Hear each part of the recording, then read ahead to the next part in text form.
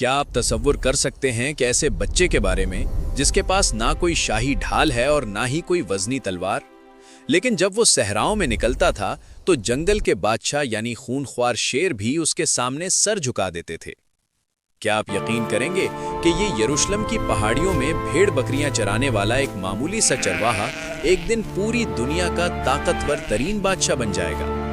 क्या ऐसा मुमकिन है कि एक शख्स अपने हाथों में ठोस लोहे को मोम की तरह पिघलाकर जिस तरह चाहे औजार बना दे? नाज़रीन कराम, यरूशलेम के शोर-ओ-गुल से दूर जुनूब की सिमत तकरीबन 10 मील के फासले पर बैतुल लहम की पुरसुकून वादियां फैली हुई थीं।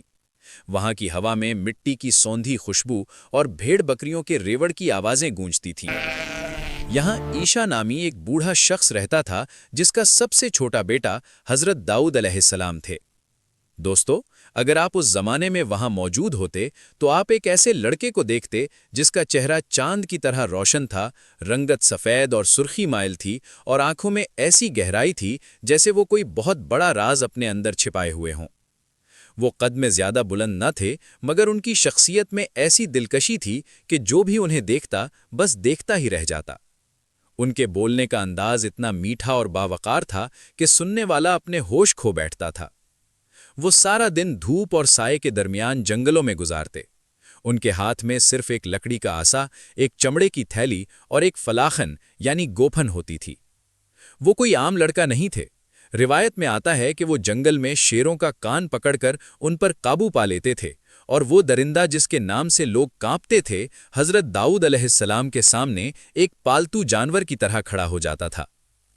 एक दोपहर जब सूरज आसमान के ऐन दरमियान था, हजरत दाऊद अलैहिस्सलाम एक वीरान रास्ते से गुजर रहे थे। अचानक एक अजीब सी आवाज सुनाई दी। एक पत्थर से आवाज आई, ए दाऊद, मुझे उठा लो, मैं हजरे हारून हूं जिससे हारून ने एक शख्स को मारा था, मैं तुम्हारे काम आऊंगा।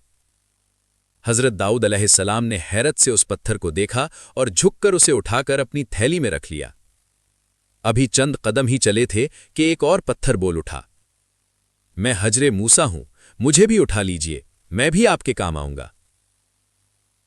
हजरत दाऊद अलैहिस्सलाम की हैरत अभी खत्म नहीं हुई थी कि एक तीसरा पत्थर भी आवाज देने लगा, ए दाऊद, मैं वो पत्थर हूं जिससे तुम जालिम जालूत का खात्मा करोगे, मुझे भी अपने साथ रख लो। दोस्तों, एक कमसिन नौजवान जिसने अभी जंग और जिद्दोजहद की दुनिया नहीं देखी थी, उसके सामने पत्थर बोल रहे थे और उसे एक ऐसी जंग की खबर दे रहे थे जिससे पूरा मुल्क खौफजदा था। उस वक्त फलस्तीन का इलाका एक ऐसे जाबिर सरदार के कब्जे में था जिसका नाम जालूत था। वो इतना कदावर और ताकतवर था कि बनी इसराइल के लोग उसे देखकर ही खौफजदा हो जाते थे। वो बनी इसराइल का सख्त दुश्मन था और उसने तालूत के लश्कर को बुरी तरह शिकस्त दे दी थी। बादशाह तालूत ने ऐलान करवा दिया था कि जो शख्स जालूत का सर ले आएगा, मैं उसे अपनी आधी सल्तनत दे दूंगा और अपनी बेटी का निकाह भी उससे कर दूंगा। लेकिन किसी में इतनी हिम्मत ना थी कि इस देव कामत दुश्मन के सामने खड़ा हो सके। जब ये ऐलान हजरत दाऊद अलैहिस्सलाम के कानों तक पहुंचा तो उन्हें वो पत्थर याद आए। उनके अंदर एक अज़्म पैदा हुआ और वो सीधे ऐलान करने वालों के पास गए और कहा, मैं जालूत को कत्ल करूंगा। लोग हंसने लगे। एक दुबला पतला नौजवान बगैर जराह के, बगैर भारी तलवार के इस खतरनाक जालूत से लड़ेगा? मगर फिर वो लम्हा आया जब हजरत दाऊद अलैहिस्सलाम मैदान में सिर्फ अपने असा, फलाखन और इन्हीं पत्थरों के साथ जालूत के सामने खड़े थे। जालूत ने उन्हें देखा और हकारत से हंसने लगा। उसकी हंसी में गुरूर और तमस्खुर था। उसने बुलंद आवाज में कहा, क्या तुम एक कुत्ते को मारने आए हो जो तुम्हारे हाथ में ये लकड़ी है? हजरत दाऊद अलैहिस्सलाम के चेहरे पर अजीब सा सुकून था। उन्होंने अपनी चमड़े की थैली में हाथ डाला और वो पत्थर निकाला जिसके बारे में उन्हें बताया गया था। फिर उन्होंने अपनी फलाखन में वो पत्थर रखा और पूरी ताकत के साथ घुमाया। जैसे ही उन्होंने पत्थर छोड़ा, वो तेजी से हवा को चीरता हुआ जालूत की तरफ बढ़ा। वो पत्थर सीधा जाकर जालूत के माथे पर लगा, बिल्कुल उस जगह जहां उसके खुद हेलमेट में एक छोटी सी दरार थी। एक जोरदार आवाज आई और अगले ही लम्हे वो देव कामत जिस्म, वो गुरूर और वो ताकत जमीन पर गिर पड़ी। जालूत की आंखें पथरा गईं। उसका जिस्म चंद लम्हे तड़पा اور پھر ہمیشہ کے لیے خاموش ہو گیا۔ وہ فوج جو ابھی تک فتح کے خواب دیکھ رہی تھی، اپنے سردار کو ایک نوجوان کے ہاتھوں مرتا دیکھ کر بدحواس ہو گئی۔ بنی اسرائیل نے نعرہ تکبیر بلند کیا اور دشمن پر ٹوٹ پڑے۔ یہ ایک ایسی عظیم فتح تھی جس کا ذکر قرآن پاک میں بھی کیا گیا ہے کہ پس داؤد نے جالوت کو قتل کر دیا۔ اس ایک واقعے نے حضرت داؤد علیہ السلام کو گمنامی سے نکال کر بادشاہت کے تخت تک پہنچا دیا۔ شاہی اعلان کے مطابق انہیں آدھی سلطنت دی گئی اور بادشاہ طالوت کی بیٹی سے ان کا نکاح کر دیا گیا۔ اب سوال یہ تھا کہ کیا ایک چرواہے کے لیے محل کی زندگی آسان تھی؟ کیا تخت و تاج نے انہیں بدل دیا؟ بالکل نہیں، وہ اب بھی وہی سادہ مزاج اور عاجز انسان تھے، لیکن اب ان کے کندھوں پر پوری قوم کی ذمہ داری آ چکی تھی۔ محل میں زندگی پرسکون نظر آ رہی تھی، مگر قدرت انہیں ایک اور بڑی آزمائش کے لیے تیار کر رہی تھی۔ کچھ عرصے بعد ان کے ہاں ایک خوبصورت بیٹا پیدا ہوا جس کا نام ابشالوم رکھا گیا۔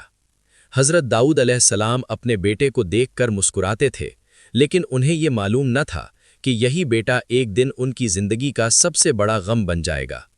اسی دوران اللہ تعالیٰ نے حضرت داؤد علیہ السلام پر اپنی مقدس کتاب زبور نازل فرمائی۔ یہ وہ کتاب تھی جس کی آیات جب حضرت داؤد علیہ السلام اپنی نہایت خوبصورت اور سریلی آواز میں پڑھتے تو فضا کا ماحول بدل جاتا۔ روایات میں آتا ہے کہ جب وہ زبور کی تلاوت کرتے تو جنگل کے درندے بھی اپنی جگہ رک جاتے، پرندے فضا میں پرواز روک لیتے اور پہاڑ بھی ان کے ساتھ اللہ کی تسبیح بیان کرتے۔ قرآن میں بھی ذکر آتا ہے کہ اللہ تعالیٰ نے پہاڑوں اور پرندوں کو حضرت داؤد علیہ السلام کے ساتھ مسخر کر دیا تھا۔ جب وہ اللہ کی حمد بیان کرتے تو پہاڑ بھی گونج اٹھتے اور فضا میں تسبیح کی آوازیں بلند ہو جاتیں۔ ان کی آواز اتنی پراثر اور دلکش تھی کہ سننے والا بے اختیار ہو جاتا۔ لیکن اسی روحانی ماحول کے برعکس شاہی محل کے اندر ایک اور کہانی جنم لے رہی تھی۔ حضرت داؤد علیہ السلام کا بیٹا ابشالوم نہایت خوبصورت اور باوقار نوجوان تھا، مگر اس کے دل میں وہ عاجزی نہیں تھی جو اس کے والد کا خاصہ تھی۔ آہستہ آہستہ اس کے دل میں اقتدار کی خواہش پیدا ہونے لگی۔ وہ اس تخت کو حاصل کرنا چاہتا تھا جس پر اس کے والد بیٹھے تھے۔ اقتدار کی اس خواہش نے اسے ایک خطرناک راستے پر ڈال دیا۔ وہ لوگوں کے دلوں میں آہستہ آہستہ اپنے والد کے خلاف باتیں پھیلانے لگا۔ وہ دربار میں آنے والے لوگوں کو روکتا اور ان سے کہتا، کاش میں تمہارا حاکم ہوتا تو میں تمہیں وہ انصاف دیتا جو تمہیں اب نہیں مل رہا۔ اس طرح اس نے لوگوں کی ہمدردیاں حاصل کرنا شروع کر دیں۔ حضرت داؤد علیہ السلام اپنی عبادت اور اللہ کی یاد میں اتنے مشغول رہتے تھے کہ انہیں محل میں ہونے والی ان سازشوں کی خبر نہ تھی۔ وہ ایک دن روزہ رکھتے اور ایک دن افطار کرتے، رات کا ایک حصہ آرام کرتے اور باقی حصہ اللہ کے حضور عبادت میں گزار دیتے۔